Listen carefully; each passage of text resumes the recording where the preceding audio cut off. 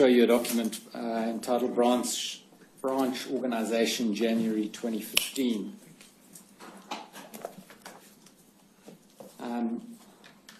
Published in 2012 by the Watchtower Bible and Tract Society of Pennsylvania. And would I be right to understand that this is the current version of this manual? Yes, January 2015. Yes. The date? Yeah. Thank you. And this is the document that was produced in answer to my call earlier today. That's correct. And as coordinator of the Australia branch, I take it you're reasonably familiar with this manual? Yes. And I'd like to take you to some parts of it and then ask you some questions that follow. Starting with Chapter 1. Do you have Chapter 1, headed Governing Body and Governing Body Committees? Do you have another copy of this document? We've only got one between us.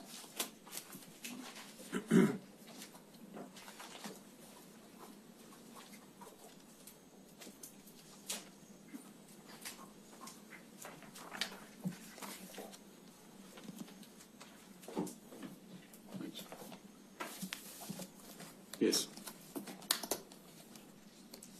And in paragraph 1, it provides that the governing body of Jehovah's Witnesses is made up of brothers who are anointed servants of Jehovah God.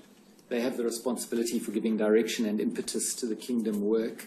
And some scriptures are cited. And then it says, like its first century counterpart, the governing body today looks to Jehovah, the universal sovereign, and to Jesus Christ, the head of the congregation, for direction in all matters. Now, that's what it says. Is that the practice? Is that how it works? That's correct. Yes.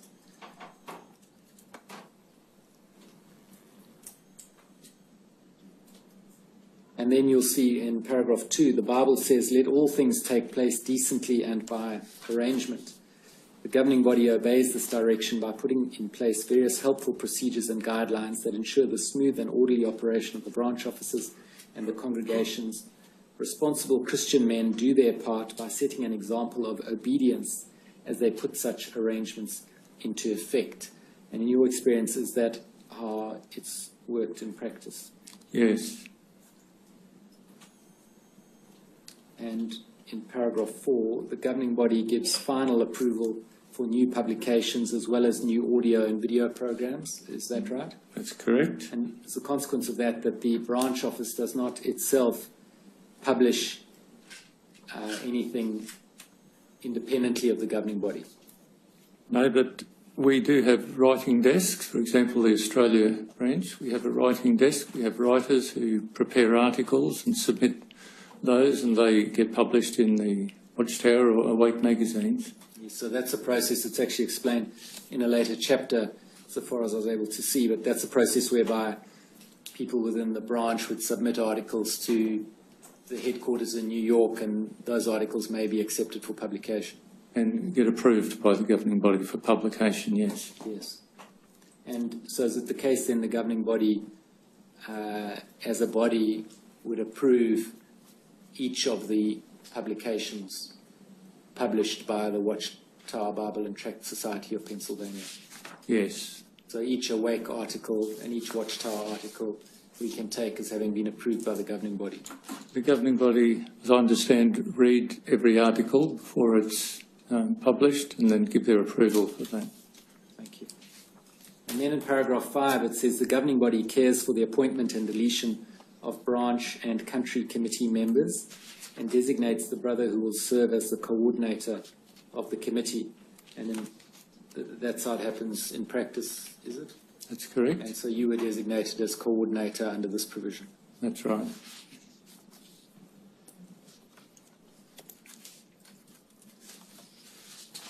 And it also appoints circuit overseers and country representatives. In most cases, such appointments are made based on recommendations received from the branch committee. The governing body also appoints helpers to governing body committees, as well as headquarters representatives qualified to make branch visits. I take it that's what's done in practice. Yes. And then over the page, if we see in paragraph 8, there's the various committees of the governing body are identified, starting with the Coordinators Committee. Do you see that? Yes. In paragraph 8, this committee oversees legal matters and the use of the media when necessary to convey an accurate picture of our beliefs. It responds to disasters, outbreaks of persecution and other emergencies, and so on. And I take it the Coordinators Committee does actually exist and function, does it? Yes. Yes. And on the following page, do you see at paragraph 15, there's something called the Teaching Committee? Yeah, paragraph 15, yes. And it says this committee supervises the production of spiritual food that is delivered orally for the benefit of the worldwide brotherhood and supervises the format that is to be followed at congregation meetings. So am I to understand that correctly, that the teaching committee is responsible for what is taught orally around the world? Yes, at the congregation meetings, conventions, assemblies. Right, so it says, for example, it is directly involved in preparing talk outlines, convention costume dramas, and sound-only drama scripts and recordings, convention chairman's introductions, as well as audio and video publications that are distributed on DVD, posted on jw.org, or broadcast through other means, and so on. So that's all the responsibility of the teaching committee.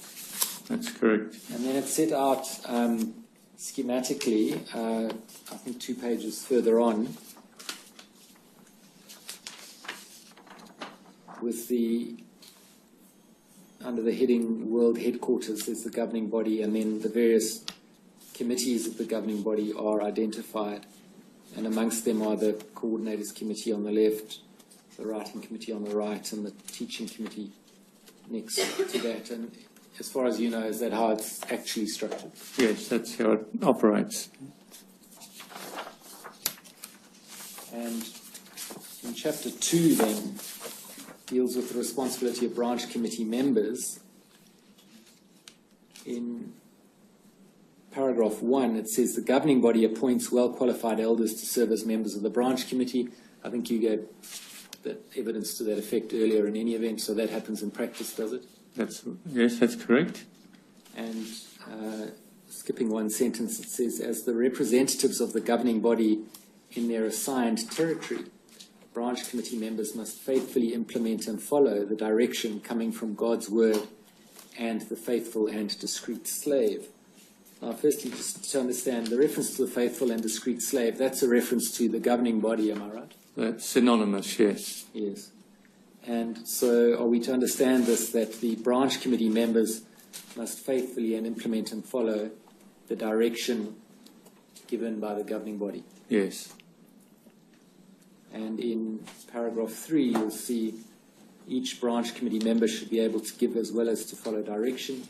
He must keep up to date with the policies and direction from the governing body and help others in oversight of the branch office to do likewise. And I take it that at your branch office you try and do that. We do, yes. And in paragraph 4, branch committees also have the responsibility to keep the organisation clean. And there's a scriptural reference. They must be courageous in seeing to it that all unrepentant ones are removed from the congregation. And I take it you seek to fulfill that requirement, do you?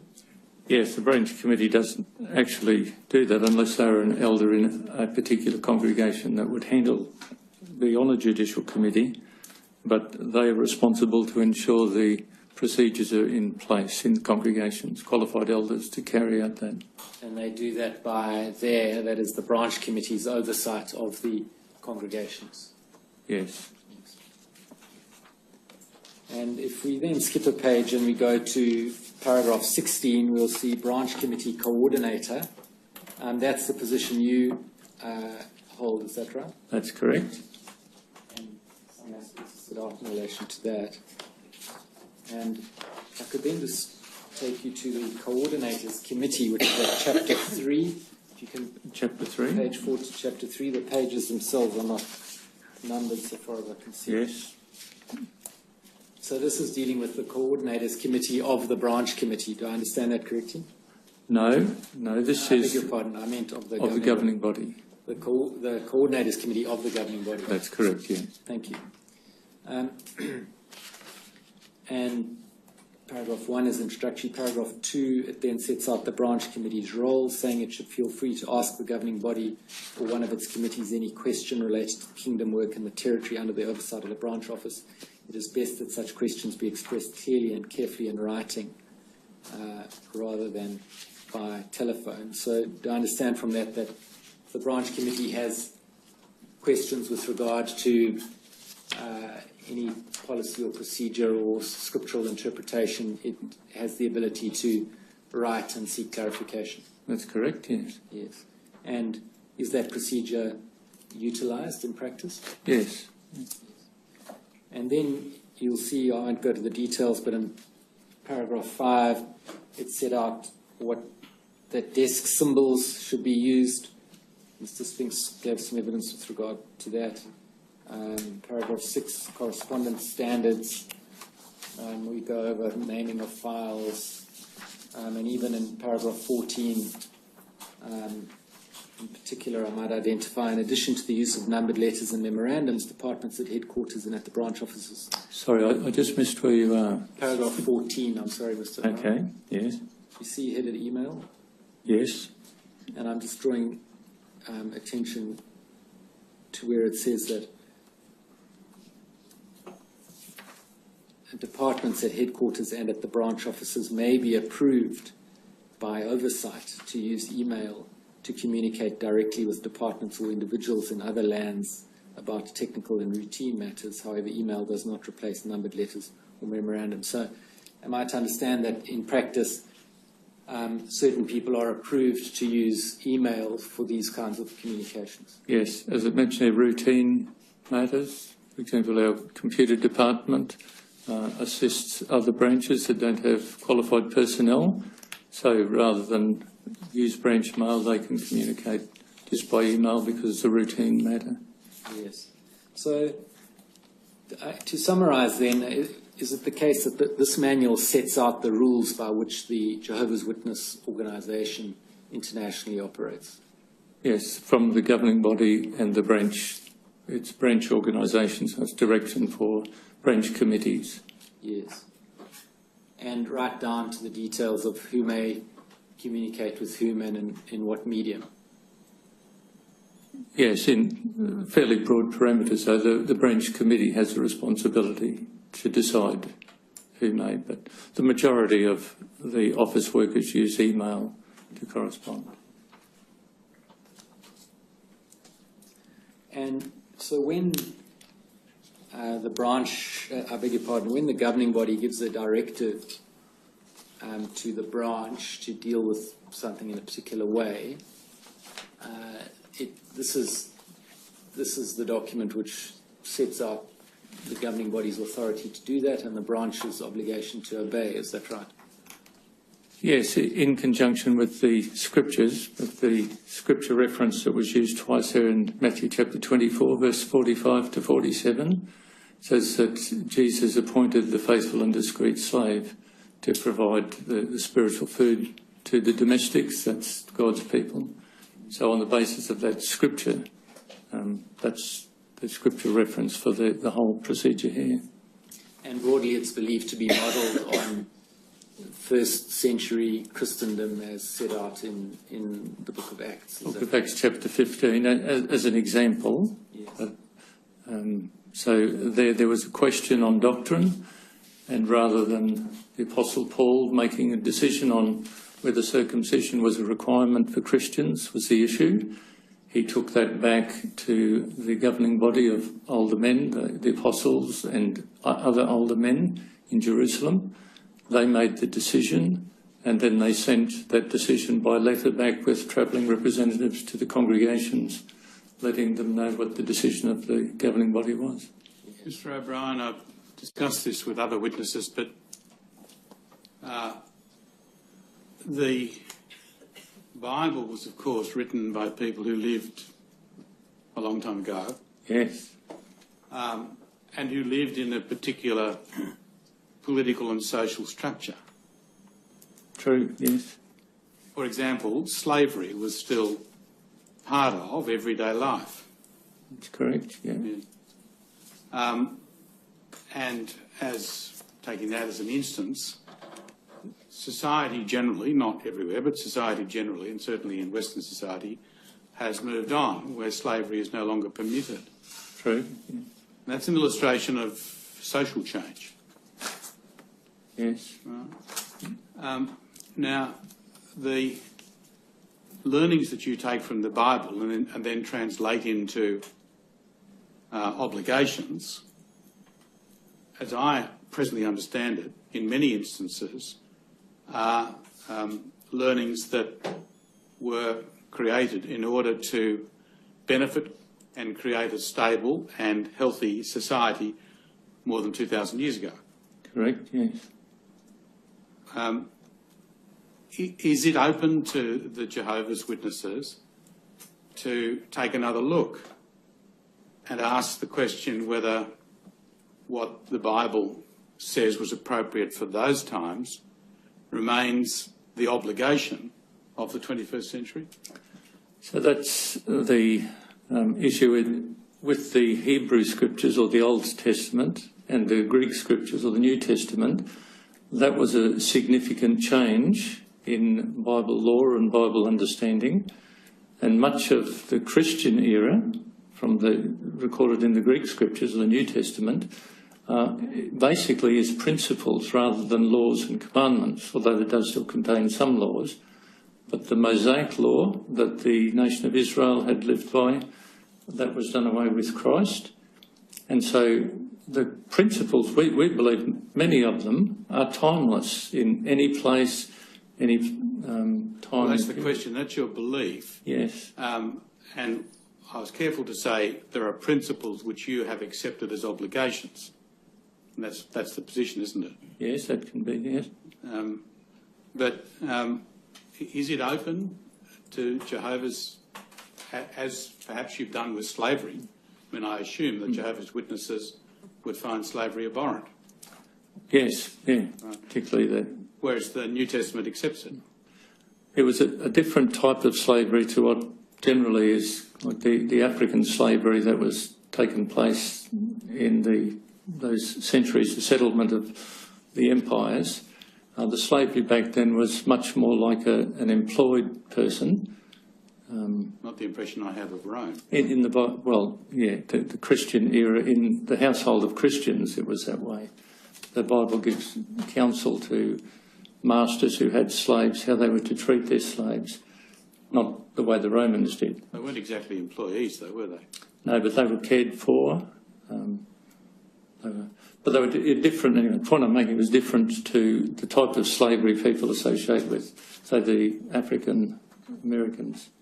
Well, at the centre of the issues that the Commission is concerned with, of course, as you know, is the process whereby the Jehovah's Witnesses receive, investigate and determine allegations of sexual abuse. Right. You understand that? Yes, I do, yes. And you understand the discussion we've had about the difficulties that women might face in expressing their intimate concerns to three men in the tribunals that you've provided. I do, and that's why I think Mr. Spinks made the point yesterday that just doesn't happen nowadays, that unless the woman wanted to face her accuser.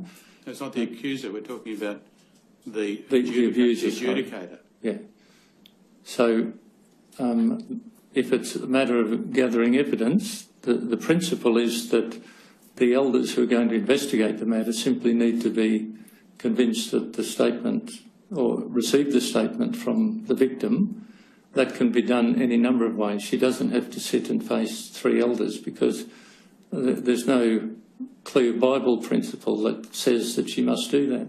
So, but nevertheless, she's disclosing her intimate details to three men. well, not necessarily, I think, Your Honour, but she can meet one elder, depending on the age of the person. All right. It's historical. Ultimately, the adjudication process will require three men. Three men, but she may not need to be involved after she's provided her statement. After she's given the intimate details. Yes. Correct? Now, is there room for women to be involved in the investigation and decision-making process? Well, that's one of the points we need to take back and discuss, give that much more consideration than we have, because that, if it's based upon the Bible standard, then we would present that to the governing body as one of the recommendations from the Commission. Well, certainly, I can see the point being made with it, and I don't see why a woman couldn't be involved in the process, particularly in establishing the victim's statement, so she doesn't have to face 3 men. Now, as I understand it, the role of a woman in early Christian society was quite different to the role which women have in Western society today. Yes. Is that correct? Yes, I'd say that's true. And the Bible, in identifying men as the leaders, and thus you've turned that into the elders, was reflecting the social structure that existed in those communities in those days, wasn't it? It was. Now, society has changed in the Western world and continues to change in relation to the role of women, doesn't it? Yeah, very much so. Now, why would it be that the Jehovah's Witnesses would stay with a structure that is reflected in a society of 2,000 years ago and not one that's a contemporary society today? I think the fundamental issue, Your Honour, is whether or not we accept the Bible as being the Word of God, and God as the sovereign has the right to decide on those matters. So that's how we view the Bible. But we realise that society in general doesn't have that view. No, but you've moved away from a number of the precepts of early Christian society. We discussed slavery, but I think yesterday I discussed with one of your colleagues the role of women in the church itself and their capacity to speak and so on. You probably heard that. Yes, I heard the discussion. Yeah. I mean, a number of things have been put to one side or have been changed. Yes, so if a review of our process, which we'll take back, I'll take that definitely back to our branch committee and our service department personnel to just have another good look at the procedures, and if we can see a need to make some adjustments in that, that's what we would recommend to the governing body. There's no question on that. So that, is it right to understand that if the evidence from this commission and the gathered expertise of professional people suggests that your process, by not involving women at the decision-making level, was a flawed process, would it be open to change? I definitely think it is open to change. It always is. We've been reviewing the process for years, decades. So. Specifically asking about the decision. Would it be open to change the composition of the decision-making body? Of the Judicial Committee? Yeah, I can't see how it could, personally, but then I'm not the decision maker on that. That would be the governing body. But scripturally... some things can change. For example, the role of women in the church and their capacity to speak. But whether or not women are decision makers can't change. Is that the idea? As I understand it. Now, why is that? Well, because the scriptures are very clear that an overseer or an elder has to be a man. There's no provision in the scriptures for a woman to be an overseer. And it's the elders who are the shepherds and would judge in these matters. But I think that's dealing now at the situation of the judicial process with the wrongdoer, not with the victim. The earlier processes that we've been talking about and listening to, I think there's certainly scope there for women to be involved in those steps. What you're looking at is a determination of whether or not the allegation is true. That's correct. And all that I'm asking is, leaving aside whatever might be the other role of men in the church, I don't go there, but why is it not open to say now, given that you, as Jehovah's Witnesses, have created this process with its investigation and determination steps, why is it not open to change that process to include men in, to include women in the decision-making component? Well, it's probably a question that I'm not authorised to really give you a definite answer on, but certainly one that I'll be taking back to our branch committee and passing on to the governing body, because I can see the reasoning behind the suggestion, the recommendation. Yeah, I mean, I assume you would accept that women bring a different perspective and a different understanding to an issue such as whether or not a young girl or a woman was sexually assaulted than a man might bring. Most definitely. Women have the motherly instincts that a man just can't have. And what your process does at the moment is exclude them from the decision-making component altogether, doesn't it? So when you refer to the decision-making, the determination of whether or not the allegation is true. Women could be involved in that step. So women could be involved in that step. So that's the point I was trying to make. As decision-makers? Well, she's listening to the comment. For example, a mother listens to her daughter. No. We're talking about the processes which you have for determination and ultimately judicial determination of the truth of the allegation. Those processes at the moment exclude men. We've agreed on that. Exclude women. Sorry, exclude women. No, I don't think so entirely, because women can be involved in that's talking about the investigation process. I'm talking about the decision-making process. Whether or not it is. Whether or not it's true. Yes. So I don't. Women are presently excluded from that decision, are they not? No, they could be involved in the discussions with the elders who've been investigating it. Like, there are many situations where women have perhaps been involved in talking to the victim, or maybe the victim's only comfortable to talk to a woman. She's sharing her observations with the elders. There's nothing wrong with that, nothing. Well, I think I've exhausted my capacity to get to the real issue, but the real issue is whether the Church's processes will allow for women to participate in the decision of whether it needs to be in the decision of matter or not, whether it needs to be a judicial matter or not. Guilt, establishing guilt. The truth of the allegation. Yes. Mr. Brown, perhaps can we put like this, leaving the word involved out of it.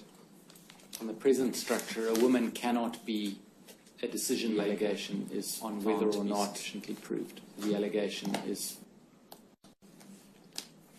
She wouldn't be one of the two elders investigating. I could narrow it down to that. So she cannot be the decision maker. And equally on the judicial committee, a woman cannot be a decision maker.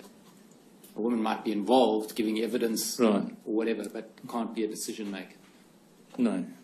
And the question then is, do you see scope for that changing as to who the decision makers are and having a woman being a decision maker? I certainly see scope in presenting that as an option to be explored more deeply than perhaps it has been up until now. Yes, definitely. Mr. Brown, you've followed these proceedings closely over the last week and a half, I take it. Yes. And I sought to have a message conveyed to you yesterday evening. I hope you got it, and that's as to whether, having listened to it all, you have identified aspects of your process which seem to you to require re-examination and change. Yes, I think a number of areas have come up for consideration that we need to now go back and look at much more carefully. One of them that I see is the matter of some clearer documentation for the ones who will be involved in handling investigations and judicial cases involving child sexual abuse I'm talking about. Maybe specific information just tailored to that, so that the elders would have much more at their fingertips in one package, the information they need. That's certainly one observation I'll be taking back.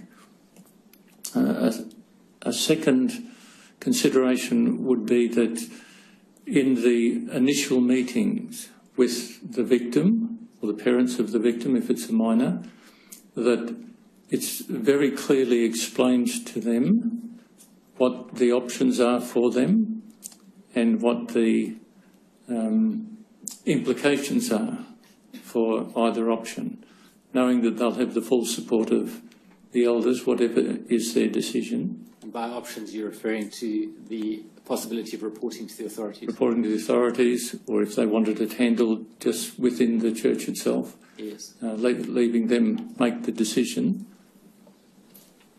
Yes. So those are two factors that stand out significantly to me that we need to. And probably then in the process, the various steps that are taken from the initial discussion with the victim or the victim's parents, in case of a minor,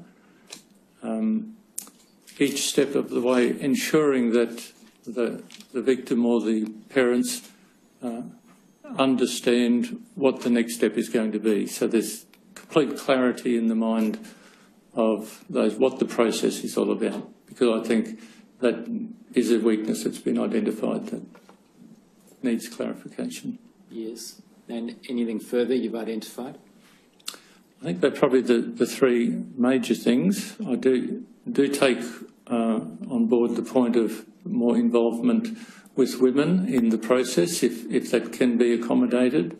I'm not in a position really to state whether that would be or would not be, but I can certainly take that as a matter on the agenda for consideration. You would have heard quite a bit about the question of the sufficiency of evidence, in other words, what's been referred to as the two-witness rule. Firstly, from what you've heard and the way in which it operates, do you consider it to be justified? Yes, again, because we accept that scriptural direction that did come from Christ himself, that we don't see we have authority to go outside of that. That's in establishing whether or not there will be a judicial committee to follow. It doesn't mean that we don't believe the victim or that we wouldn't take certain precautions and action where we can, but it just means that we don't have a basis to form a judicial committee at that point. And insofar as the judicial committee itself is concerned, so not dealing with the step before that, what about on the question of whether the victim herself must give evidence in circumstances where there's no confession and no other witness, or no second other witness? That she must give evidence. So Yes. maybe I just didn't quite understand the point of the question. My understanding where things landed with Mr. Spinks yesterday was that when it comes to the judicial committee hearing itself, unless there's a confession or two other independent witnesses, it will be necessary for the victim herself to give evidence. No, she would have been able to do that in a written statement. She wouldn't need to appear before the judicial committee or before the accused. Well, what about the requirement that the victim must face her attacker? No, As it's put differently, that the accused has a right to be faced by his accuser? I think the information that's been presented from the shepherding book indicates that that's not necessarily the case. Not even limiting it to child abuse, it says even if the victim is timid, they may not feel capable to face the accused. If that's the case, the elders would quite happily accept a written statement. Well, we'll go back to what Mr. Spinks said himself in the documents that he referred to and then was tendered as 29-20. But do I understand from you that you accept that an appropriate process would not require the victim to give evidence in the face of her attacker or her alleged attacker? Definitely not. If she felt she wasn't able to do that, that wouldn't be a requirement. In fact, she'd only be required to do it if she wanted to. Yes, and with regard to the possible outcomes of a judicial committee hearing, reproval, of course, leaves a known offender in the congregation and in the family if the offender's in a family, not so. Yes. And disfellowshipping leaves a known offender in the family and or at large in the community. That's true. And both those problems can only be resolved with systematic reporting to the authorities. Would you agree?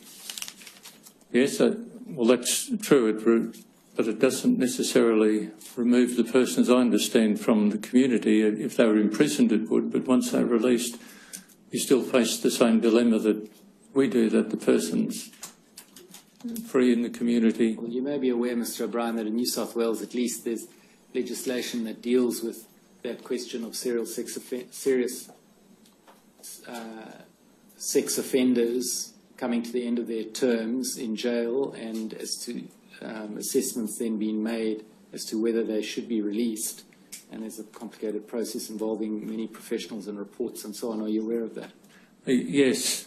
Well, the challenge that I see with the process for ourselves as a religious organisation and also with the judiciary is that there's a wide range of acts that constitute child abuse. Like to us, an adult sexting with a minor, we would regard that as child abuse and they would be dealt with judicially. So would the law.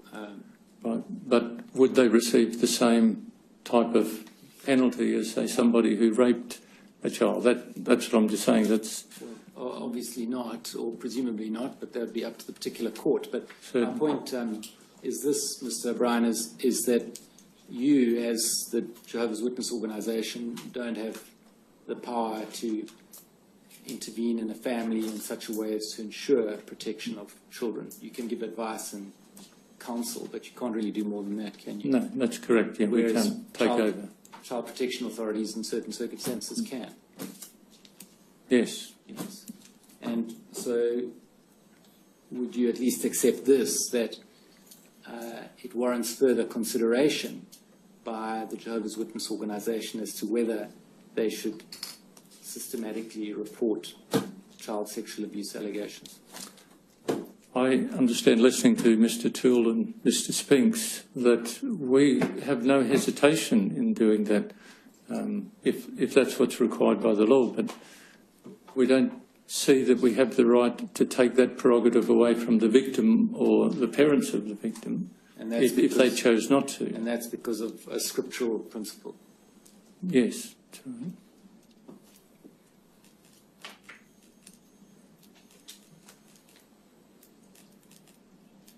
Now, with regard to redress, by which I mean responding to and potentially compensating victims of child sexual abuse within the organisation, I understand that in Australia the Jehovah's Witness organisation doesn't have a redress scheme. No, and that's because we've never had a request so far for redress, so we haven't. Well, you recognise it may be that there's been no request for redress because no scheme has been available. I couldn't say why victims haven't requested that. Yes, So all I'm suggesting is that it may not be a good reason to not have a scheme because there've been no claims. It may be that a scheme will be the very thing that gives comfort to a lot of people that their allegations are taken seriously and that they actually get compensated. yes, certainly. Is that not something that the Jehovah's Witness organisation should consider, having a redress scheme? Yes, agree with that. Because if we consider BCB's case as an example... Just a second. You know that the Commission has been looking at the issue of redress, don't you? I do, yes. And it's fairly clear that the Commission will be recommending a response which brings together all of the institutions where there may have been problems to contribute their fair share. You understand that? I recall that from the closed hearing we had with The yourself. Jehovah's Witnesses prepared to contribute to such a scheme? I'm not in a position to personally give that undertaking, Your Honour, but certainly Who is? we present that and discuss that. Who is? Well, that would be a decision, if it's the Watchtower Bible and Tract Society, then that would be a decision for the 26 members. I don't have executive powers over the committee or the members, but I can certainly present that because I can see that that is a need that needs to be considered. Would you recommend that the church join in such a scheme? I don't know whether I would recommend that the church join in with other organisations, but certainly that we have some redress scheme of our own to care for victims who are Jehovah's Witnesses. I'd agree with that. Why wouldn't you recommend that you join with others so that there's a uniform response across the country? If I may just indulge on, Your Honour, when we had the closed meeting with yourself and others, that was a matter that I think was almost universally felt as a last option by those who were assembled for a variety of reasons. I think some may feel that would it be fair on smaller organisations and unfair on unfair on smaller ones, fairer on the larger ones to manage it. I would see it as a much greater difficulty than for the individual organisation to provide their own scheme. You must have a different recollection to me. But the theory would be that there be an organisation constituted to administer the scheme, and then each organisation contributes in accordance with its identified number and extent of survivor needs. Do you understand? Yes, I understand the principle you mentioned. And why wouldn't you join in that? Well, again, I can't say that we would or wouldn't. Sorry, why wouldn't you recommend that you join in that? Well, I'd have to give it good consideration to recommend it, but I wouldn't rule out that we wouldn't consider that or that I wouldn't recommend that. But we'd have to see what the parameters were, what the considerations were for the organisation. Well, the matter's been now talked about for months. Your organisation considered it in any structured way? No. We've had discussion papers, we've had roundtables, No, we've had public hearings. Yeah, the round table discussion, I came away from that without any real conclusions. I felt maybe I didn't get the right message from it, but I didn't feel that it was a universally agreed to option, and I haven't read or heard any more about it since, to be honest. All right. Just on the question of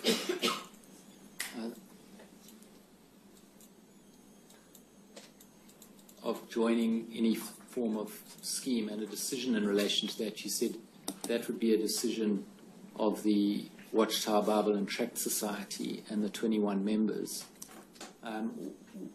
Why would that be so? Why not the Jehovah's Witness organisation itself, separate from one of the corporations that it uses? Well, the challenge would be if it's an unincorporated group, an association of people, providing the funding, I would see as a major difficulty for victims who have a just and fair claim. Well, just dealing with the decision making on it, the decision would have to be made by the governing body, wouldn't it? As far as providing redress? Yes, well, as far as having a redress scheme, or insofar as of joining some other scheme along the lines that His Honour was engaging you about with other organisations. Yes, it would have to be presented to the governing body for approval, but we would have to provide the scheme for victims within Australia. The governing body wouldn't be taking that into their consideration. Because the corporation you were referring to is the Australian corporation. The Watchtower Bible and Tract Society of Australia. And that's an instrument of the Jehovah's Witness organisation itself, not so? It is, and it's the one that can legally handle financial matters, whereas Jehovah's Witnesses themselves, or the branch committee. And you as the church organisation, use that corporation to your ends, not so? Yeah, for a variety of reasons. And so it must do what you say it must do. Sorry, I just missed that. So it must do what you say it must do, not you personally, but you, the organisation. Yeah, what the members approve. It's true, it still is a legal organisation that has to have membership approval. Yes, but you couldn't conceive of a situation of the members of the organisation doing something other than what the branch committee was happy for them to do. That's true, and I think it's because the branch committee wouldn't recommend something that we didn't feel was proper. So it's a bit artificial, isn't it, to say, well, it's up to the 21 members of the corporation when the corporation is actually and factually under the control of the branch committee? No, I don't think so, because the branch committee, as I mentioned before, is 12 people who would have to discuss this and provide that then, and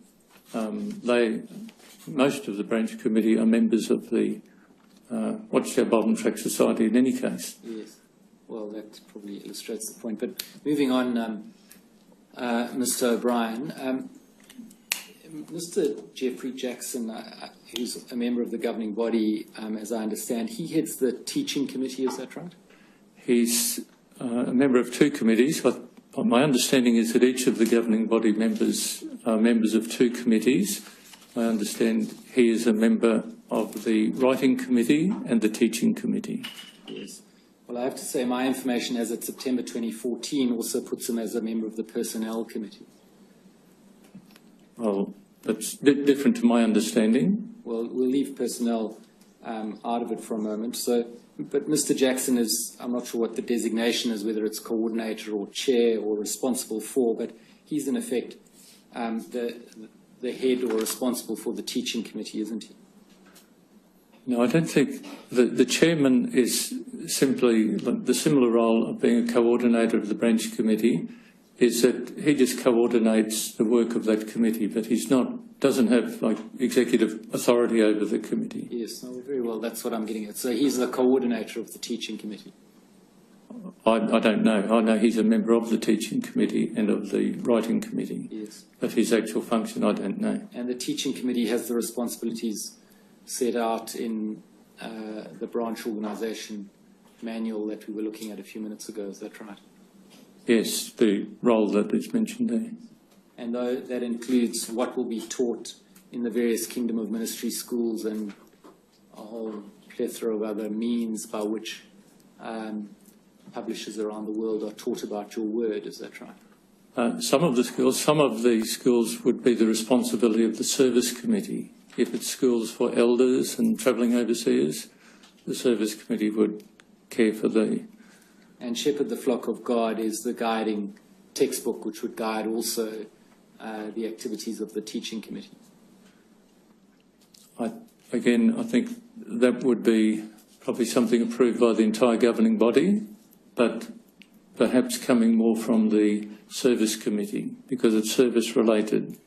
And I understand that you've not served as a member of the governing body, so I'm asking you from what your understanding is. But your understanding is that the 7 members of the governing body as a governing body meets weekly, does it, every Wednesday? Yes, so those who are present meet weekly. Yes.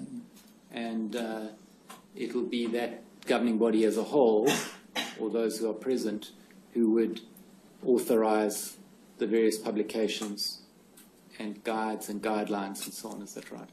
They would give the final approval for the publishing of them, yes.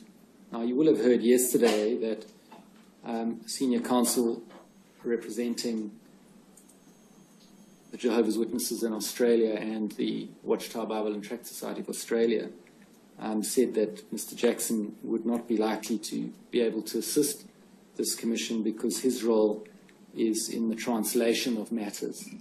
Now, that you accept as a clear variance to what you've explained in your evidence? No, Sorry, it's not. The translation, it comes under the writing committee, as I understand, which is what Mr Jackson is a member of. So. Yes, but he's also the coordinator of the teaching committee that has many other responsibilities and not translation, not so. Yeah, as a member of the governing body, he has Yes, a number. Can you explain, Mr O'Brien, how it came about that senior counsel representing your organisation was given instructions that Mr Jackson's role is confined to the translation matters when it clearly is not? His role, as I understand, is principally translation, but translation is part of the writing committee. As a governing body member, he has numerous functions to perform, not just as a translator. Yes, indeed, and as a consequence of those numerous functions, he would have knowledge across a whole scope of activity of the governing body, not so? I guess he would have... Far beyond translations. Yes, yeah, more than translation. Mr O'Brien, did you give those instructions to senior counsel? The instructions regarding Mr Jackson? Yes. It led me to believe that there was little that Mr Jackson could add to the discussion. And no doubt that's what you expected would happen. Is that right? That's true, and I still concur with that. Well, I'm starting to form a totally different impression, I have to tell you. Well, if I could explain that Mr Jackson, his two principal roles, as far as I understand in the governing body, are with the writing and the other committee. The two committees I've mentioned, the writing, and part of that involves translation. Mr Jackson was in the Pacific Islands for many years, understood many of the Pacific Island languages, helped... Well, I understand that he may have a role in translation, but I'm now coming to understand he has a significant role in relation to teaching, but also the general affairs of the Jehovah's Witnesses. He wouldn't have involvement in matters to do with the Coordinators Committee, which handles legal, nor with the Service Committee, which handles service matters. But he sits at the top with others in relation to all of those committees, doesn't he? No, different governing body members are assigned specifically to different committees. I understand that, but nevertheless, the governing body, I assume, has the ultimate say in all things. When things come back to them as a governing body, yes. And he's a member of that. Yes, he's a member of the governing body. He's here in Australia. He's with his father. Well, I understand he's still in Australia. I don't talk with Mr Jackson, but I understand his father is gravely ill, very close to death, and that's why he's here, to be with his father. Yes. Mr Brown, how many editions of Watchtower and Awake are published each year? The Watchtower and Awake, in their public editions, are published monthly. There's also a study edition of the Watchtower, which is used in congregation meetings, that's also published monthly. And what other publications are regular periodicals to congregations that congregations would get? We have a monthly item called the Kingdom Ministry, which sets out the schedule for our midweek meetings. And then annually there are also released books or brochures. There's a yearbook published every year. And how many articles are there generally in a Watchtower magazine?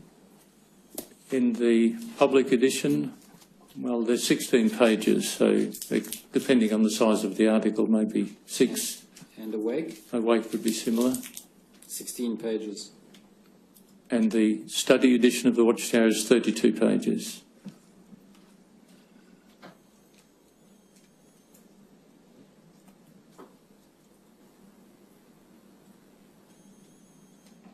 And now, as I understand it, some publications or articles are specifically identified for group study by congregations during the course of the month. Yeah, that's specifically the Watchtower study edition. So is it the whole of the study edition will be studied through the course of the month? Yes, or in pursuing months. So the November issue, for example, may not be studied until January, February. Yes. So there'll be 4 or 5 study articles in that which would cover 1 month. Yes. And now, with regard to the guide to publishers, the baptismal guide, you're familiar with the one I'm referring to? I may be using the wrong terminology. Organised to accomplish our ministry. Now, that is issued, as I understand it, when someone is baptised. Is that right? No, prior to that, when a person qualifies to share in the public preaching work, that's with the congregation, that's when they can obtain a copy. And then they have, as it were, a personal copy. They do. And they treasure it up, take it. Yes, yeah, well, that's then the book they use to review the questions for their baptism afterwards. And then when a new edition is published, maybe 10 years later, do they then get a copy of the new edition and use that? Does it replace the earlier one? Or? Yes. Yeah, everyone in the congregations would receive the new updated copy. And the old ones are discarded or filed away for historical purposes. Whatever they wish to do with it. Not regarded as current. No. Okay, thank you. Now, in Australia, I understand from your statement that there are 821 congregations, is that right? That's right. And there are 68,000 active members. That's correct. And if my arithmetic has not let me down, that would give an average congregation size of 83. I guess on average, but some are much larger, some smaller. Yes. And congregants, as I understand it, tend to know each other and associate closely with one another. Is that right? It's true, yes. And would it be true that amongst the Jehovah's Witness faith in Australia, there's a strong sense of community? Yes, I think that's very true. We probably refer to one another as brothers and sisters. Yes, and the congregation members gather to worship with each other twice a week and spend much of their social time in each other's company? Yes, twice a week are congregation meetings. We probably also meet together again on a different occasion to share in our preaching activity, and maybe at other times too. And they meet up to 3 times each year with larger groups at gatherings such as assemblies and conventions where friendships continue to be maintained and strengthened. Would that be right? It'll be 3 times. We have twice a year we have a 1-day, what we call an assembly, circuit assembly, and once in the year we'll have a 3-day convention. And as a faith, each member is genuinely concerned with the welfare of their fellow brothers and sisters as they refer to each other. That would be right. That's correct. And as one article, I think, describes it, would you accept this, that the congregations are essentially a collection of overlapping families? Overlapping families and individuals, not all. Like I'm the only person in my family, but now I've married my wife. But prior to that, I was the only member of my family who's a Jehovah's Witness. And so for a Jehovah's Witness, his or her social network is amongst other Jehovah's Witnesses.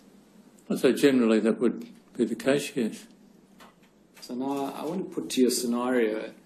If you take a victim of sexual abuse in a congregation where her attacker is in the congregation and she reports that to the elders, and they cannot act judicially because there's not sufficient evidence. Take that scenario. Now that can happen, I think we've established yes. over the last 10 days. And now take the scenario that she feels silenced and unhappy with the organization's response as a consequence of that. Do you see that? Yes. Yep. And she cannot bear to be in the same organization as her abuser and have to see him or face him. And as a consequence, she decides to leave the Jehovah's Witness organization. Do you follow the scenario? Yes, got it. Now, to do that, in other words, to leave, she must dissociate from the organisation. That's right, isn't it? No. Well, if she leaves, otherwise she would in any event be regarded as an apostate. No. If I could explain to correct your thinking on that, if a person, for whatever reason, wishes to attend a different congregation, they're at liberty to. A person's not bound to be in any particular congregation at any time. If, for personal reasons, they decided they no longer wanted to attend any congregation, to stop associating with Jehovah's Witnesses, they would be viewed as just an inactive witness, and they are free to resume their activity anytime they wish. If a person wants to take the step of actually disassociating themselves, wanting to be known no longer as one of Jehovah's Witnesses and have that known to the congregation, that would be a step they would take, and we would try to assist them if there was some way we could help them remain in the faith. But if they're adamant, then that would be their decision. But that's what's disassociation. Yes, well, let's take the scenario where this woman feels so silenced and unhappy in the organisation as a consequence of what I set out. She decides to disassociate. And that then means, as it's put in the manual, making known a firm decision to no longer be one of Jehovah's Witnesses. Is that right? That's right. That's disassociation, yes. Yes. And as I understand it, the same consequences then flow insofar as how she's treated by the remaining congregants to if she had been disfellowshipped. So that's because she has made that decision, not because the congregation has. A person who's disfellowshipped is disfellowshipped by the congregation for whatever actions that disqualified them. A person who disassociates himself, they personally decide on that action, knowing that the consequences of disassociation mean that they will be cutting themselves off from the congregation, not Yes. the other. Yes, indeed. But you see in the scenario that I've painted for you that this person's feeling is so deep that she wishes to disassociate from the congregation. Now, the consequence of that is that those, as it said, in the truth, being Jehovah's Witnesses, are not allowed to associate with the disassociated person. That's right. That's true, but it's because of the person's decision. If they just remained inactive, if they just wanted to not be coming along to the meetings, then they can still have free spiritual association with any of Jehovah's people. Yes, well, I'm dealing with the scenario, as you well appreciate, where this person, because of the way in which her abuse occurred and allegation was dealt with, she wishes to disassociate. Okay. And the consequence of that is that those who remain are not allowed to fraternise or converse with the disassociated person, not so. I agree, yes. Mr. O'Brien, what happens in the situation? Well, I'll go back a step. Do the elders of a particular congregation accept an obligation to care for the safety of those in that congregation? Yes, that's why they are shepherds, to care for the flock of God. And if an allegation is made by a woman that she's been sexually abused,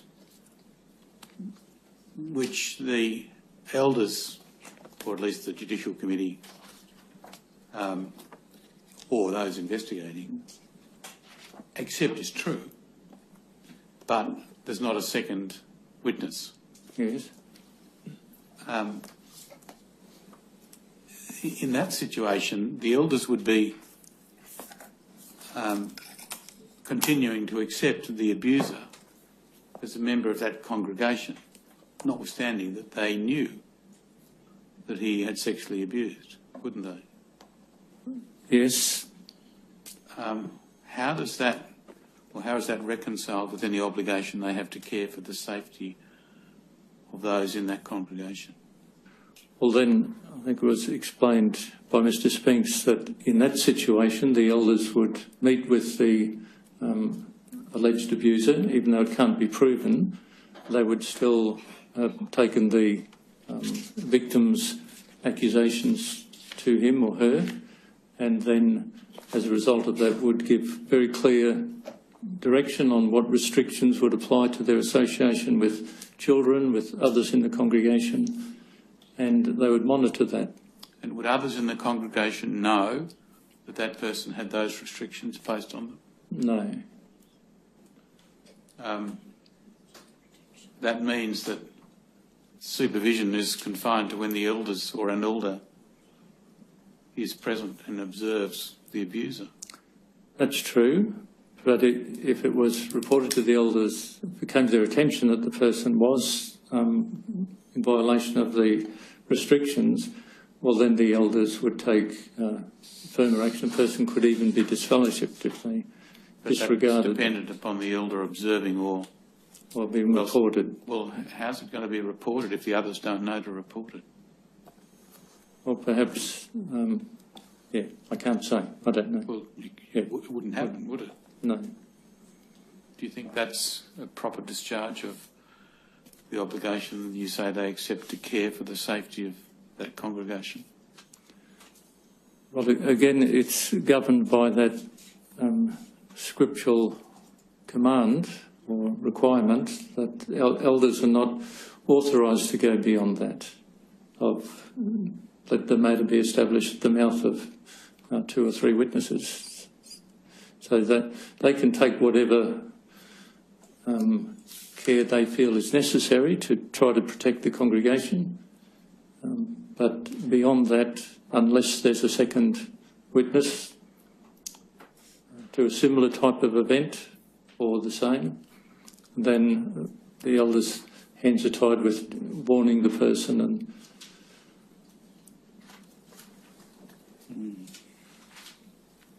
I'll take you to tab 120, that's Shepherd the Flock of God, at page 115.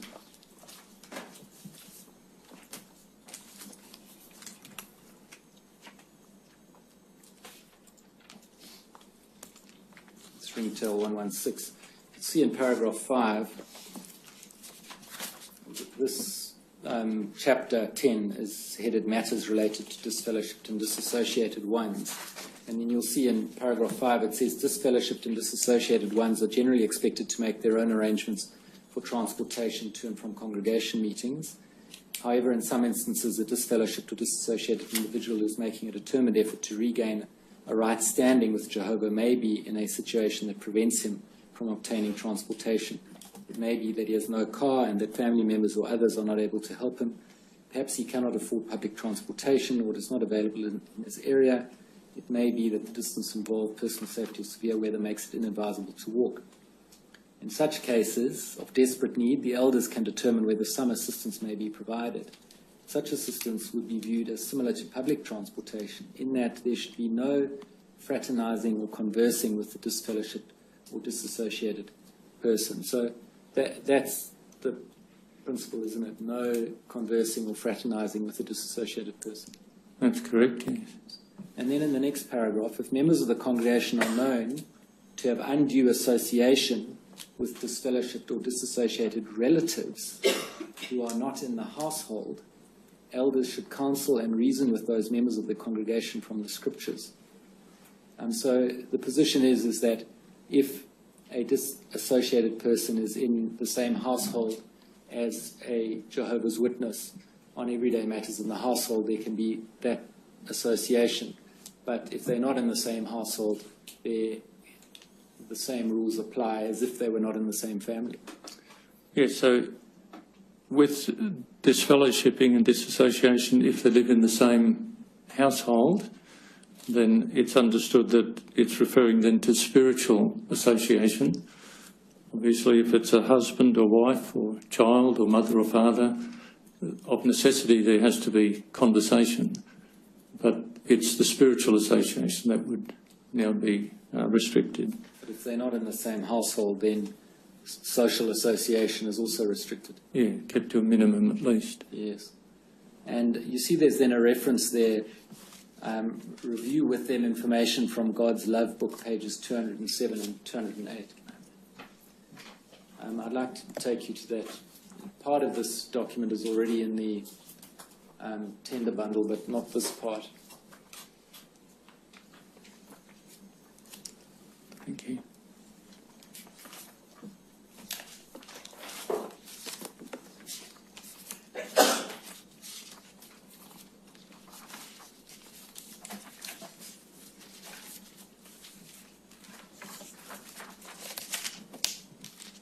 And so we to understand that these pages here, 207 and 208, are the guidance that's being referred to at what we were looking at a moment before. Is that right? That's correct, yes. And you'll see halfway down page 207, starting on the right-hand side, it says, the Watchtower of September 15, 1981, page 25, stated, a simple hello. Sorry, I've just missed where you are. Oh, you're in the paragraph 2. Yes, halfway down the page. Yes, okay. The Watchtower in 1981 stated, a simple hello to someone can be the first step that develops into a conversation and maybe even a friendship. Would we want to take that first step with a disfellowshipped person? Now, we to understand that is applying also to a disassociated person, aren't we? Yes. Is strict avoidance really necessary? The question's asked, yes, for several reasons. First, it is a matter of loyalty to God and His Word. We obey Jehovah not only when it is convenient, but also when doing so presents real challenges. Love for God moves us to obey all of His commandments, and so on. And at the foot of the next page, 208, starting the second line from the bottom, you'll see it says, loyal Christian family members do not look for excuses to have dealings with a disfellowshipped relative. Now that applies also to a disassociated relative, not living at home. Yes. Rather, loyalty to Jehovah and His organization moves them to uphold the scriptural arrangement of disfellowshipping. Their loyal course has the best interests of the wrongdoer at heart and may help them to benefit from the distance received. And indeed, there are other publications that set out these forms of principle, aren't there? That's true, yes, that's an understanding I have. Yes.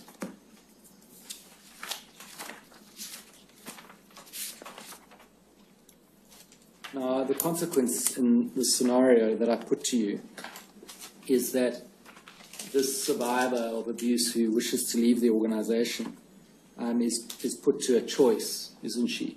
She either stays in the organization or she leaves and thereby potentially loses her whole family, or much of it, depending on how many remain in the witnesses, and her social network. No, I think there's that other option that you missed there is by just ceasing her activity in the congregation. Well, I'm presupposing, Mr. O'Brien, that her feeling is sufficiently intense that she wishes to disassociate from the organisation. Yes, so then she would appreciate the implication of that. Yes, and her friends and family would face the implication too that they would have to disassociate from her. Yes. It's an impossible choice, isn't it? I mean, no one, is it not right, Mr. O'Brien, should be put to the choice of remaining in an organisation which she feels is protective of her abuser and losing her family and social network. Well, I can only be guided by what the scriptures say on that. Well, do you accept that it's psychologically devastating and cruel? The whole purpose of disfellowshipping or disassociation is to help the person see the benefits of associating. So a disassociated person, a disfellowshipped person, is free to come back. A disassociated person particularly, they don't have to go through a lengthy procedure to come back, whereas a disfellowshipped person has to prove their repentance suitably. Well, it makes your organisation a captive organisation, doesn't it? I don't follow what you mean by that. Well, it makes it incredibly hard for someone to leave because of the huge pain, suffering, cruelty that she must face if she does leave. I don't believe so. Do you appreciate, Mr. O'Brien, that this point of shunning, as it's called, is the one that probably makes people the most angry around the world amongst the ex-Jehovah's Witnesses? But if it's disassociation, again, it's a choice they make. They don't have to disassociate themselves to stop associating. They don't lose their spiritual or I can see familial association by being inactive. I can see you might get some support for it by the manner in which first century Christians organized themselves. But is it justified in today's world and today's morality to treat people in this way? Well, personally, what is accepted as today's morality in many ways, I wouldn't say is acceptable to a Christian. Your Honour, I attended the branch organisation January 2015. Well, before you do that, I'll mark the Keep Yourself in God Love document extracts. It's 29-27. Your Honour, I wonder if I might be heard just briefly on the tender. I've taken on board what Your Honour said. On the branch organisation. Yes, Your Honour. I wonder if Your Honour would be so good as just to accept the pages that have been referred to, but to still keep confidential those matters that have not been referred to. There's no public interest in those matters that have not been referred to. There's no purpose to be so. I haven't read the whole document. I don't know. No. Well, Your Honour, I imagine that if they were relevant, my learned friend counsel assisting would have taken Mr. O'Brien to those matters. The concern is simply that they are confidential to branch committee members. They're not for general distribution within the branch itself. We would seek to maintain their Are you telling me that members of the church don't know the rules that govern that church? Your Honour, I suspect that they do, in the sense that they're probably told them, but the document itself is confidential. I can understand. But if they know, then protecting it now is a little late, isn't it? Well, Your Honour, not really, Your Honour. It's to protect that which is regarded as confidential within the organisation, and on the other hand, there is no public interest in members outside. Well, I don't know about that because I haven't read the whole document, but I can understand that the bits that we've discussed so far fit into the context of the whole document. Look, I think you'd have to persuade me that there was any particular section that, by reason of the content, needed to be kept confidential before I'd take that step. You realise that Royal Commissions, by convention, work in public, and Yes, the public has a right to know Yes, Your Honour. what it is we're looking at, and in relation to the organisation for which you appear, how that organisation is structured and managed to deal with these sorts of problems. Yes, Your Honour. The rules of the organisation are obviously important. They are, Your Honour, and I don't argue against those parts which are relevant to the matters the Commission has to determine being made public. It's those parts which have not been referred to at all and which would not be of any assistance to the Commission, which I seek to protect. Well, at the moment that doesn't help me because I haven't read the whole document, No. and you haven't given me any content beyond the fact that they haven't been referred to, and therefore they shouldn't be. Understood, Your Honour. If Your Honour would be so good as to give us the opportunity to put a brief submission in writing, which Your Honour can then consider at Your Honour's leisure, if Your Honour rules against me on that point, then so be it. Of course, we'd accept the ruling, but if Your Honour would give us that opportunity, I'd be grateful. Mr. Stewart?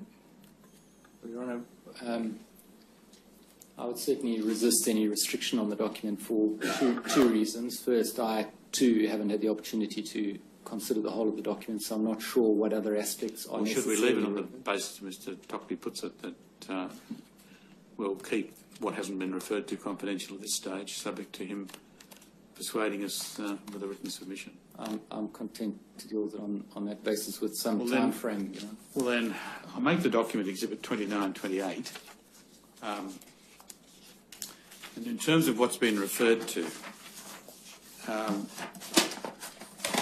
if I look at the index, and I seem to have a page missing, there must be a... Chapters 1, 2 and 3 were referred to, Your Honour. 1, 2 and 3.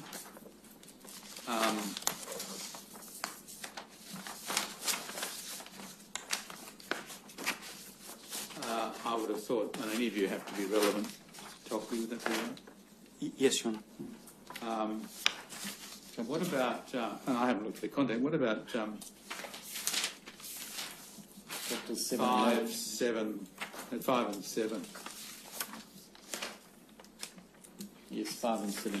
Mr. Tockley? Your Honour, I can't see how 5 or 7 would assist in the sense that, by the looks of it, for example, under 5, it deals with accounting matters, allowances, Well, its auditing. heading is Publishing Committee, which I assume means the publication of educational and other material. I think, Your Honour, it deals with the financial aspects of such matters. I don't know. No, that's why I seek the permission. What about 7? 7 is in relation to organisational matters. 7 may be relevant to Your Honour's purposes, and I don't seek to argue against that. What about 8?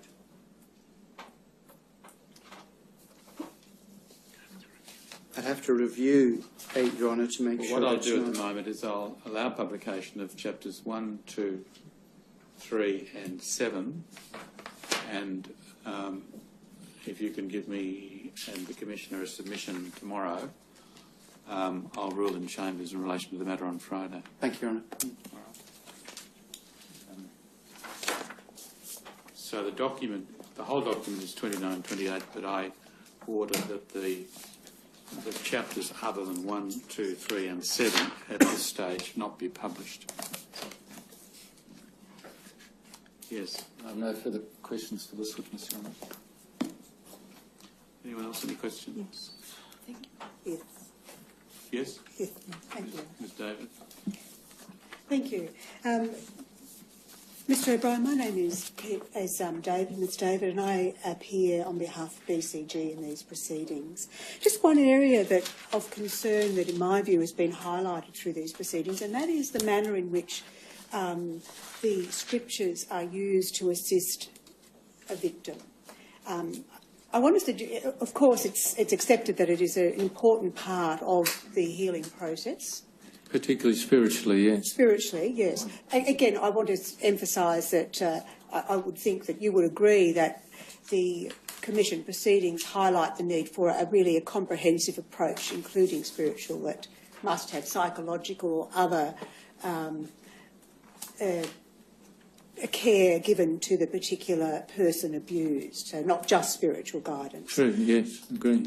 What concerns me, and I don't mean any of this as a criticism, but what concerns me is the way in which sometimes the scriptures have been used. For example, in the case of BCG, she has given evidence that she doesn't recall, in her particular case, receiving any scriptural guidance other than that she was essentially told in a letter from head office to keep her tears in a bottle. And that particular document is Tender Bundle 30, and perhaps if that can be brought up, please.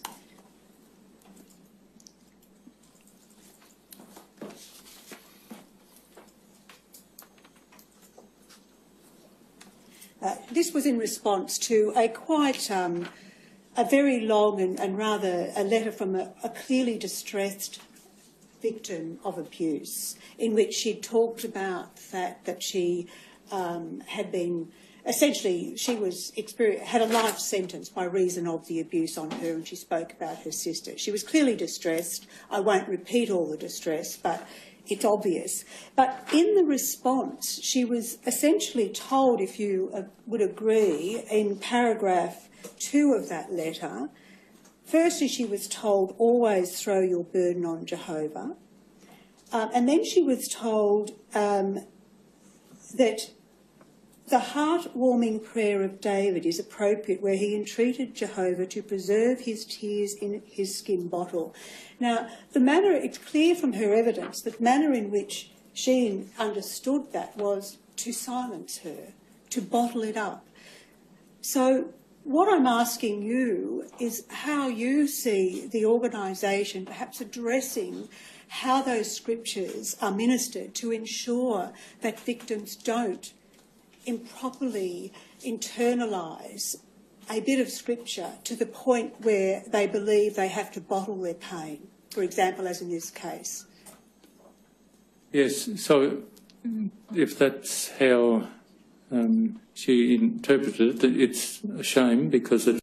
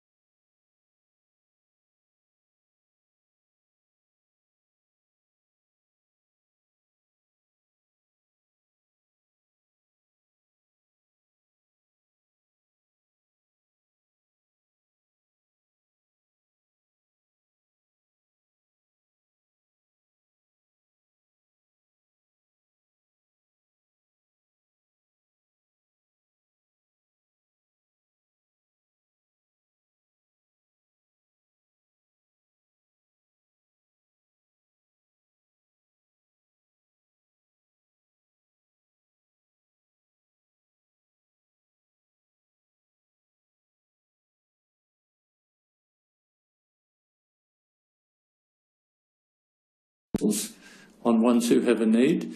And so we could maybe write and ask circuit overseers to specifically ask if there are victims of abuse in the congregation to make that a definite arrangement if the person wanted to do that, and then ensure proper scriptures are used to console and comfort. And would you see a benefit of perhaps consulting with an expert professional in the area of dealing with the victims of abuse to ensure that, to look at a more comprehensive approach of ministering those scriptures?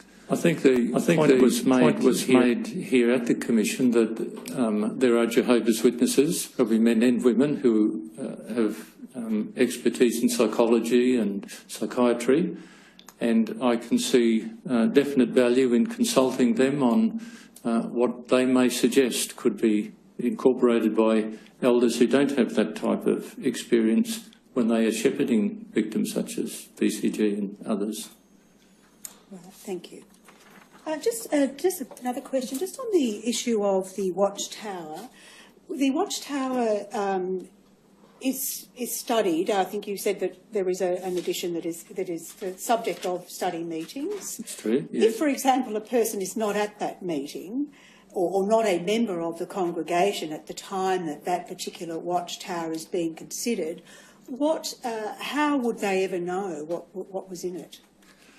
We have a provision that's available to every member of the congregation that was provided to the Commission here. It's called the Watchtower Library on CD. Every year that's updated with the latest publications.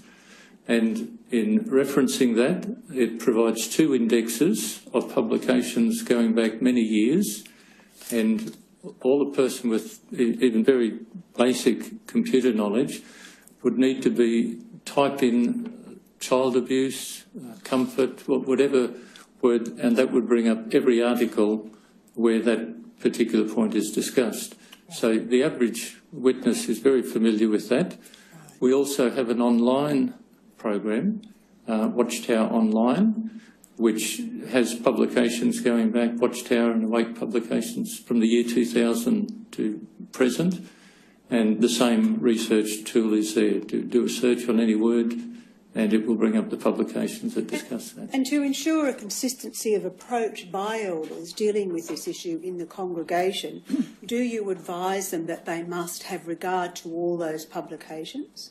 Yeah, the elders certainly are reminded each visit almost with the circuit overseer, when he meets with the body of elders, he will talk to them about the needs of shepherding.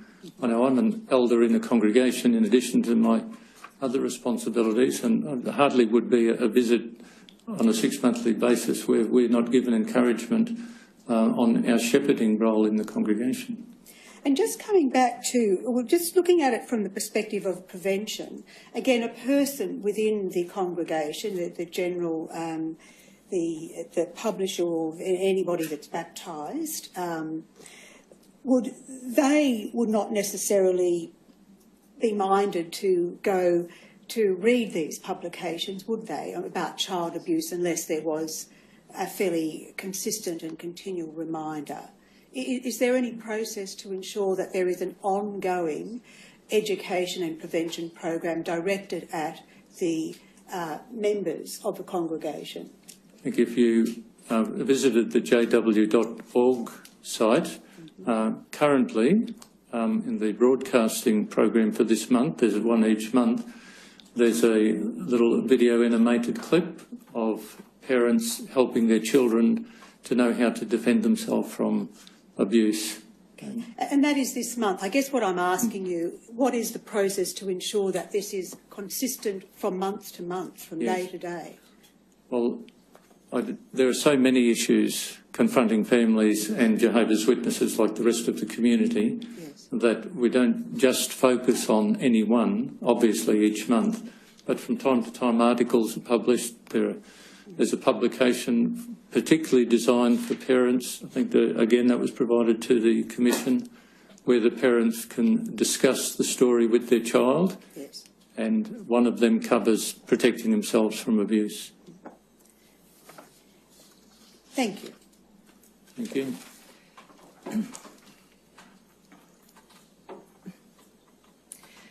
Mr O'Brien, my name is Miss McGlinchey and I appear for Monty Baker in these proceedings.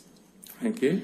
Mr O'Brien, I just want to be clear on circumstances which will lead to a matter of sexual abuse being reported to the police, and it may be best for me to put a scenario to you and you can perhaps answer some questions on that scenario.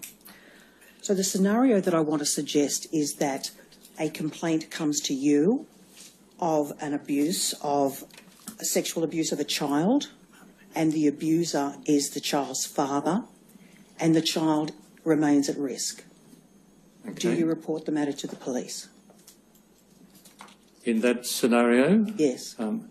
The report, so there are a couple of issues in the scenario I'd have to clear. It was reported to me by the child, do you mean, or by? By any source at all. Well, if it was by the mother, I would presume, generally, then we would, I think as Mr Toole brought out earlier, we would ask the mother what she was doing to make sure the child was now protected from any further abuse. If she felt incapable of doing that. The assumption that the child remains at risk. Yeah, so if the child remains at risk and there's no responsible adult within the family to remove it from the further risk of abuse, then we would report that to the police. Have you ever done that? No, I've never had need. I've never been, I think I mentioned in my submission that the only time I've had any involvement with child abuse was when I was a circuit overseer and was simply reporting the matter to the branch office so that it could be followed up by the congregation. So you've never come across a situation like that personally? No, never. Right. Do you, in your knowledge of the church, have you ever heard of anybody else reporting a matter to the police? A matter of child sexual abuse? Yeah, no, I haven't personally, but again, my area of responsibility within the branch committee doesn't deal with child abuse matters generally, but for the Royal Commission, I've taken the interest in it as a member of the branch committee and a director of Watchtower Society too. And in the interest you've taken in it, just to be clear, you haven't come across or heard of any instances of a report to the police? No, but that doesn't mean I haven't heard that it's not happening either. All right. Now, Mr Bryan, just moving on, the Jehovah's Witnesses has a legal branch. A legal branch? Yes. We have a legal department in the branch, yes. I'm sorry. And that branch includes 2 practising solicitors. That's Mr O'Toole and Miss Van Whitson. Yeah, Mr Toole.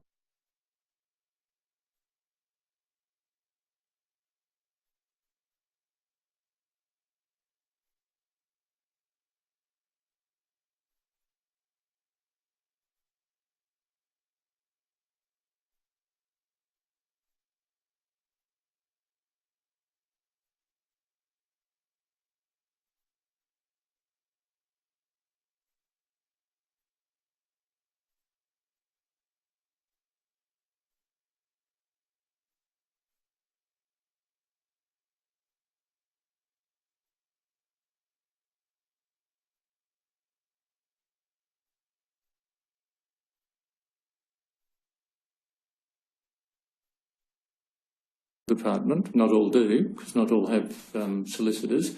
Sometimes it might be an adjunct to the service department. But if there is a legal department within the branch, then we do rely on legal advice. But the legal department itself may outsource advice, which has happened on a number of issues that we've faced. All right. Okay. Mr. O'Brien, I just want to take you very briefly back to a matter that there's been considerable questions in the Commission, and that is the role of women in the church.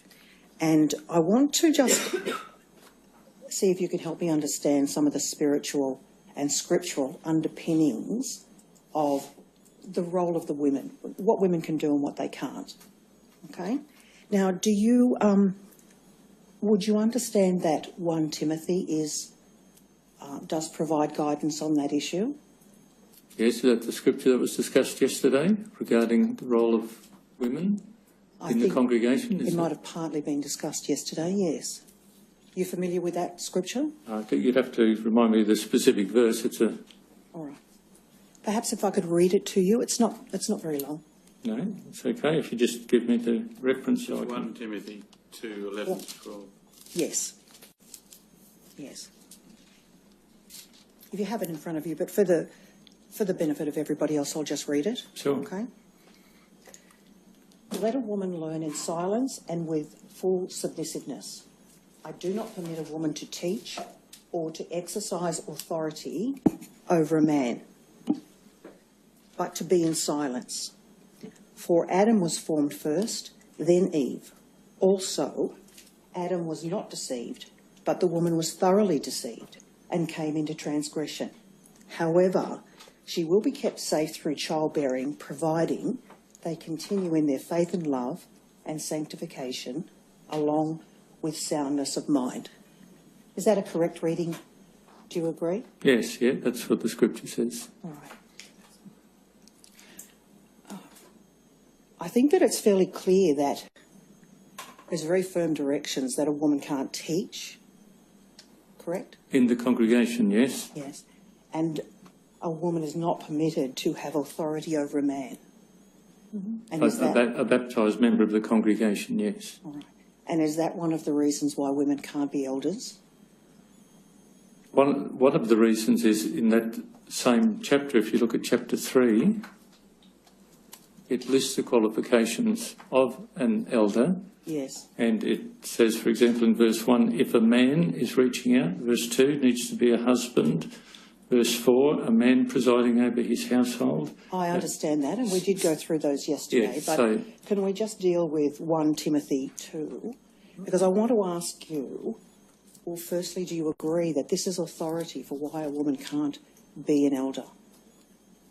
Because of the fact that that's what the scriptures designate. We don't feel we have authority beyond scriptures on that point. And this scripture says that a woman cannot exercise authority over a man. Part of the role of an elder is to take such positions such as a judicial member. That's true.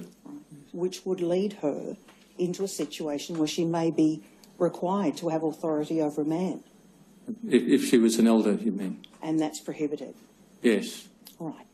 Now, do you agree that if you read on in Timothy, it sets out some of the reasons for those directions? And that firstly, it was because Adam was formed first and then Eve. Do you agree? So yes. All right.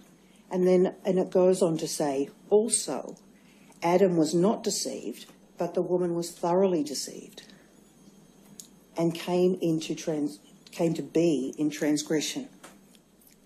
Now, what do you understand that to mean?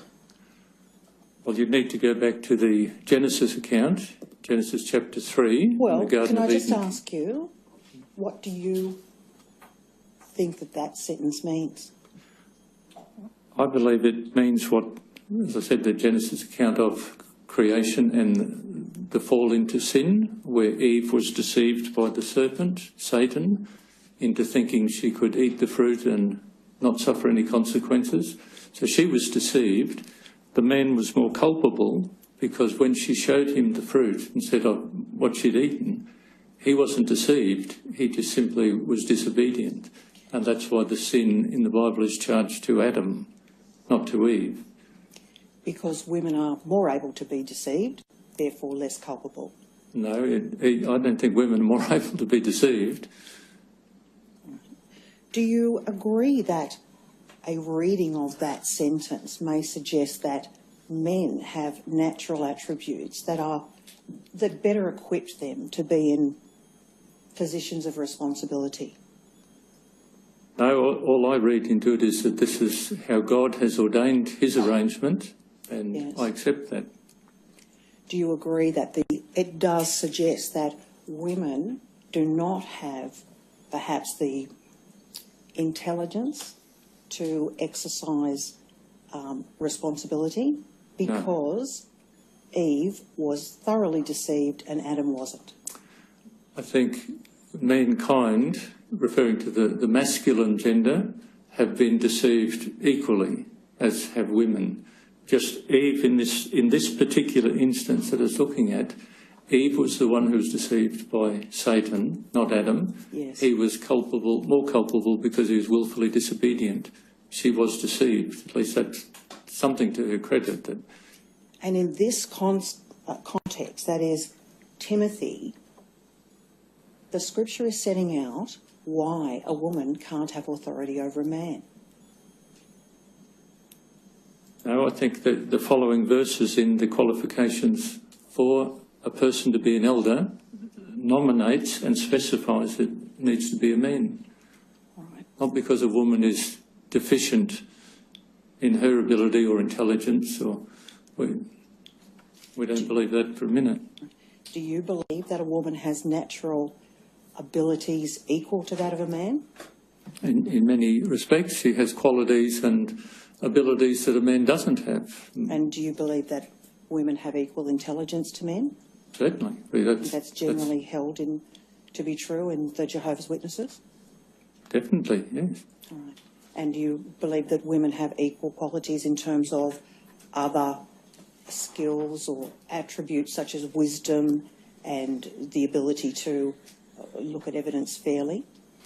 If I could just labour the point for a moment to answer that. I would like you to answer my question. I'll answer it. Yes. But okay.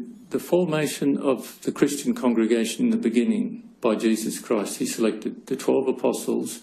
He didn't set them up to be a governing body or a body of elders or a congregation. He sent them out to preach by twos. Later on, he sent 70 others to preach. The entire book of Acts shows that the purpose of the Christian congregation is to preach the good news of the kingdom. Men and women do that equally as well, many women far more effective as preachers than are men. So to assume that we would feel, as Jehovah's Witnesses, that women are in some way deficient to men, we don't think that for a moment. We love and respect the women who are taking this good news of the kingdom into the field. Mr. O'Brien, it's not just a coincidence that women are not in positions of responsibility in Jehovah's Witnesses, is it? Not a It's coincidence. not just a coincidence. No, it's scripturally based. Is that what you mean? I'm Yes, sorry. yes, I do. So, are you saying to me that despite the fact that the church believes that women are capable, women are intelligent, women have wisdom and judgment, that they will still never be elders in your church? As long as that's God's word, that's how we would have to view it, yes. Mr. O'Brien, I discussed this yesterday with other people, but if you look at verses 11 and 12, Chapter 2, yes. let a woman learn in silence with full submissiveness. Does the church apply that? Sorry, I missed that question. The words are, let a woman learn in silence with full submissiveness. Does the church apply that injunction today? Yes, as far as, if you go back in context in verse 8 and 9, it's talking there about men carrying on prayer in the congregation, so it's not just in her home. So in the congregation setting, the women are not assigned to teach. Well, no more than that. Are they to learn in silence? We understand women free to comment at our meetings, but under the direction and oversight of a man, one of the elders who's a teacher. He can invite a woman to comment on point, but he is the one doing the teaching. So you don't apply that in those terms? Not literally that she can't speak in the congregation meeting. It goes on. I do not permit a woman to teach. Do you apply that? Yes, so the woman doesn't teach in the congregation. That's the context of the chapter here. Or to exercise authority over a man, but she is to remain silent. Yes. Do you apply that? Yes, in the context of the congregation, again, not in her home or in the general preaching work, which is not a congregation teaching. And that's why... women do teach, they just can't teach in the congregation. Is that the idea? That's the point, yes. Very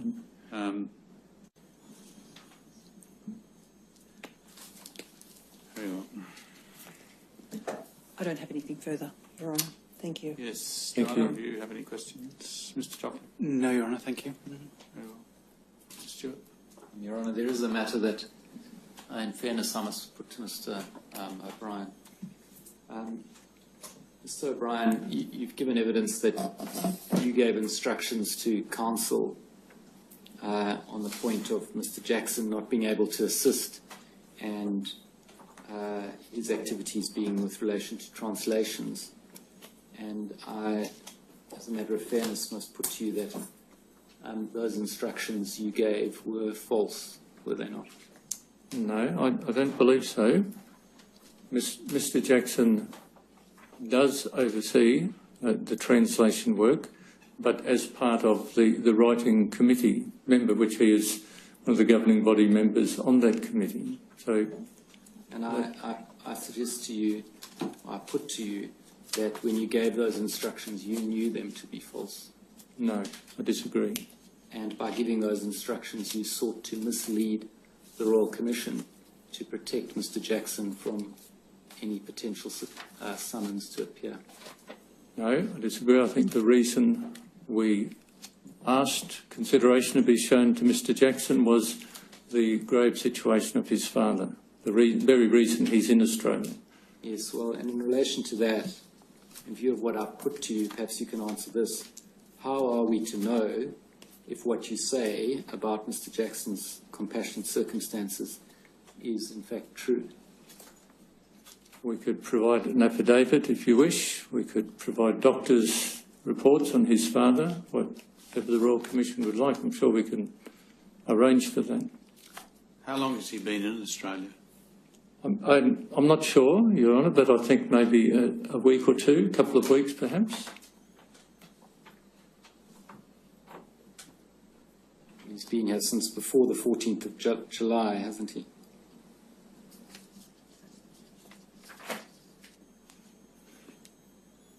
Yeah, I don't know specifically. I could find out, but I don't know exactly when he arrived. But it's only within the last couple of weeks. I have nothing further. Yes, thank you, Mr. O'Brien. That concludes your evidence. You're excused. Thank you very much. Your Honour, I do have some documents to tender.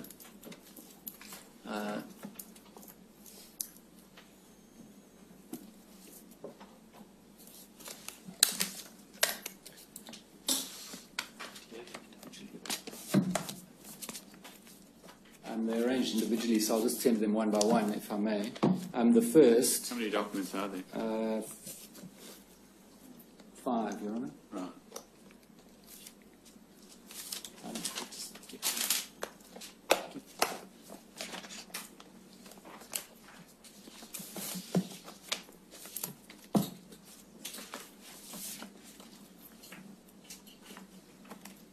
We're going to give them to you in a little bundle, Your Honour, all 5 of them. So do I mark them together or mark them separately? No, mark them separately if you would, Your Honour. We've just identified them and I'll give them a number. You can step down, Mr. O'Brien. Thank you. So the first is an email of 16 July from Milton Bray to the Royal Commission setting out Jehovah's Witness membership statistics. That'll be document, that'll be exhibit 29. 29. Yes. The second is a revised version of the notes of the investigating committee. And, Your Honour, this in fact is not perhaps the best way of dealing with this is not a new tender, but it's to replace the existing. I'll mark it separately. All right, as Your Honour pleases. So it's the notes of the investigating committee taken by Mr. Ally. Yeah. I'm sorry, Your Honour, it's the typed transcription of the note, Mr. Ally's notes of I investigating. can see that. Yep. The third is the results of the Watchtower case file analysis summary prepared by Royal Commission staff. And if I can explain, because this has passed between my learned friends for the Watchtower Bible and Tract Society and those assisting me over the last several weeks, we've removed from the spreadsheet all the names of people and also all the congregations. So what's left is the raw data in case there's any debate about the summary analysis and submissions. And I tender that. That'll be 2931. And then there is extracts from Organised to Accomplish Our Ministry 1983. That'll be 2932. And extracts from Pay Attention to Yourselves and to All the Flock 1991. That'll be 2933.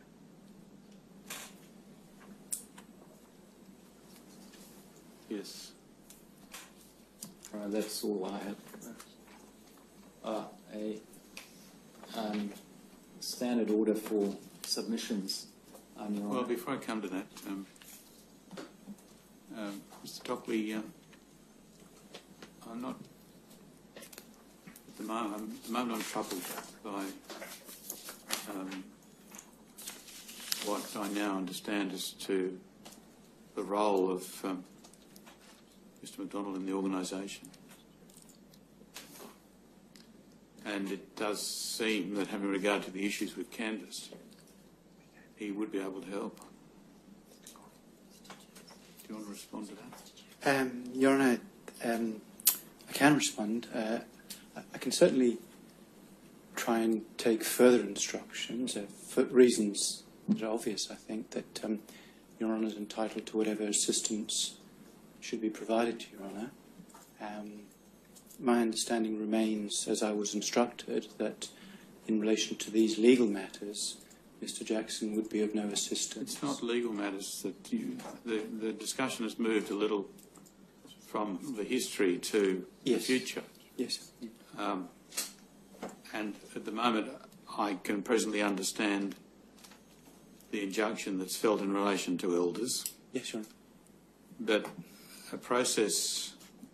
a deliberative process for the church, it's possible to imagine it being one which was not entirely conducted by elders.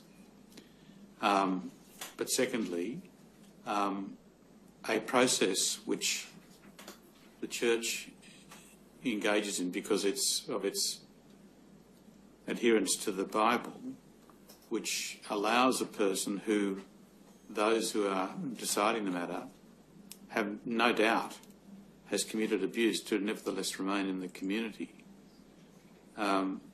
raises other issues as well.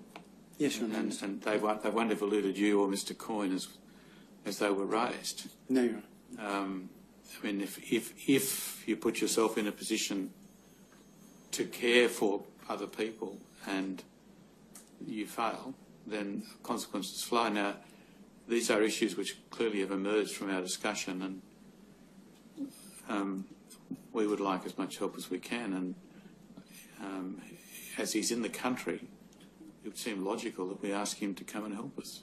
I understand Your Honour's point, and I'm not seeking to not address Your Honour's point. No, I understand that. And having said that, I appreciate the circumstances of his father, but we all have to face those difficulties from time to time in our lives. Yes, Your Honour.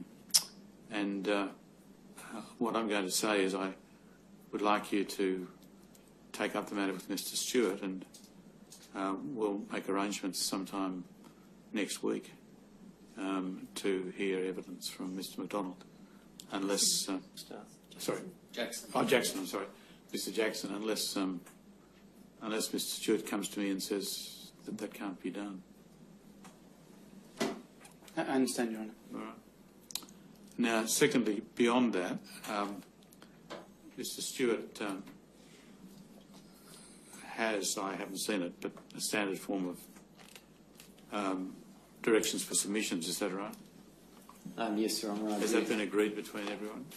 I'm not sure that it's been agreed. I did canvass it with some, but we have a 4-week for submissions from our side and 4-week from other interested parties. So it's a fairly Standard. period of time.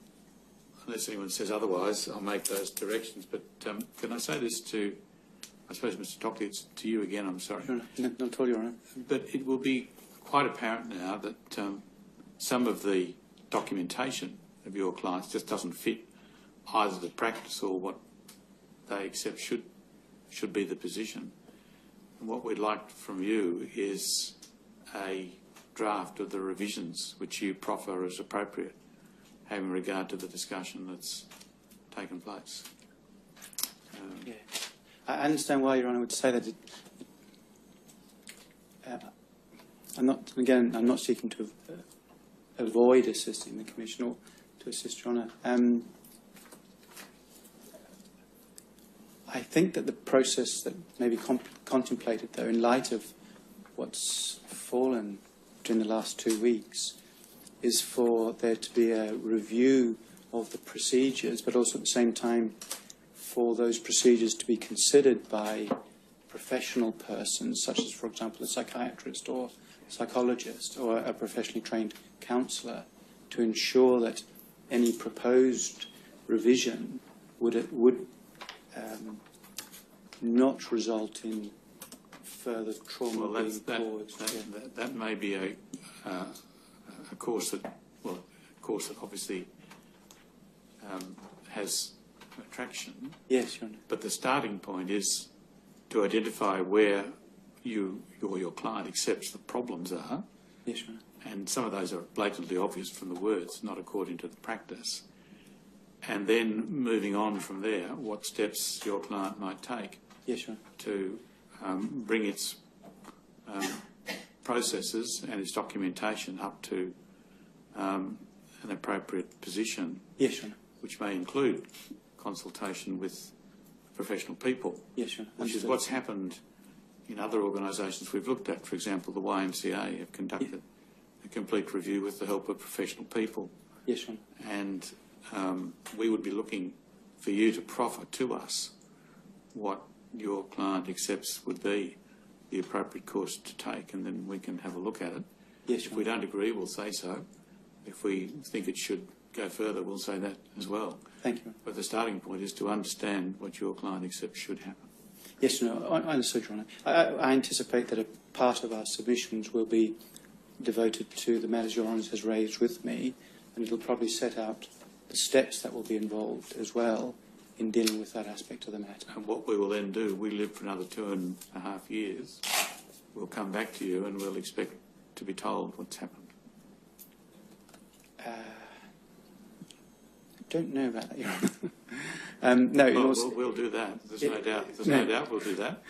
I suppose what I was saying was I wouldn't have thought that such a process would take 2.5 years. That's what I don't know. I hope it doesn't. One hopes so, Your Honour. But we'll come back to you within the 2.5 years, as we're doing with other organisations, to ask your client, what have you done? Yes, certainly, Your Honour. And we'll expect that process to occur in public.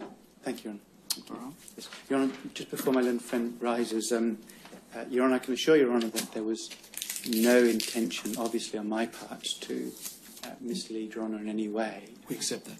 Thank you, Your Honour. Your Honour, the other aspect of it is that, if I may it may be necessary for my learned friend Mr Stewart and I to perhaps approach Your Honour in relation to Mr Jackson's medical condition, simply because of the privacy of the matter, and to inform Your Honour. Well, it's the medical condition of his father. Yes, Your Honour.